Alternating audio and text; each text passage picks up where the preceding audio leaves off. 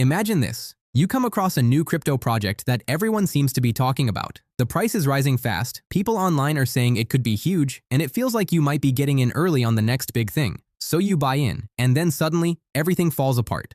The price crashes, you cannot get your money out, and the people behind the project disappear. That is what a rug pull is.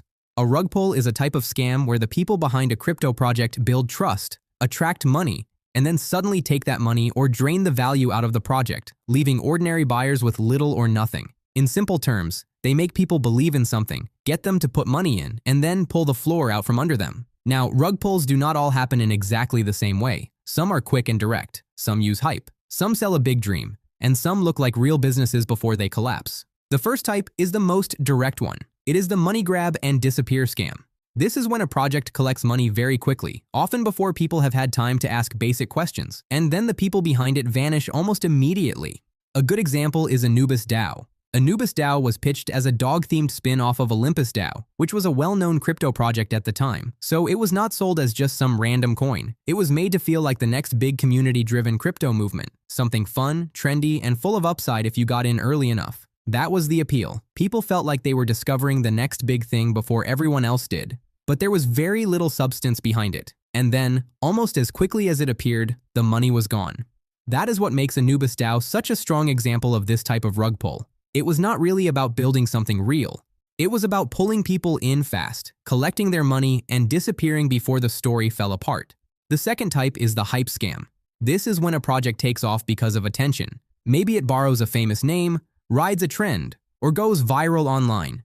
People rush in because they think they are catching a wave early, but once enough attention and money come in, the insiders cash out. A perfect example is Squid Game token. This token used the name and popularity of the hit show Squid Game to create instant excitement. It was not really selling some clear long-term product, it was selling momentum.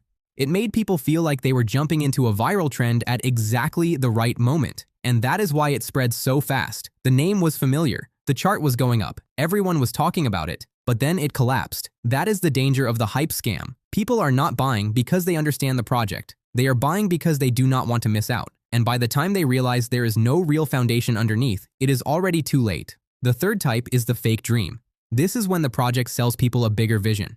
Not just what exists now, but what it claims it will become later. A game, a special online world, exclusive rewards, a whole ecosystem. People are not just buying what is there. They are buying the promise of what might come next. A clear example is Evolved Apes. Evolved Apes was an NFT project, but it was presented as more than just digital pictures. Buyers were told they were getting into something bigger. The idea was that the project would grow into a fighting game and a broader ecosystem, so getting in early would supposedly mean being part of something much more valuable later on. That is what made it attractive. People were not just buying art, they were buying into a future.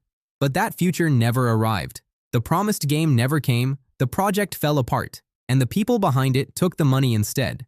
That is why the fake dream scam works so well. It sells hope. And once people start imagining what something could become, they often stop looking closely at what actually exists right now. The fourth type is the platform trap. This one is different because it's not just about one token. It is about a whole platform where people buy, sell, and trade crypto. That makes it feel much more real and trustworthy. A strong example is Thodex. Thodex was a crypto exchange. In other words, a platform people used to buy and trade cryptocurrencies, not just a single coin or token. That made it seem more established. People trusted it more because it looked like a real business and part of the financial system. But then withdrawals stopped, users could not access their funds, and the founder disappeared. That is what makes the platform trap so dangerous. People are not just betting on a coin. They are trusting the platform itself, the place where their money is being held and traded. And when that platform breaks, the damage can be huge. So if you step back, these are the main patterns. So when people ask, what is a rug pull? The simplest answer is this. It is when the people behind a crypto project make you believe in something long enough to take your money and leave you with almost nothing.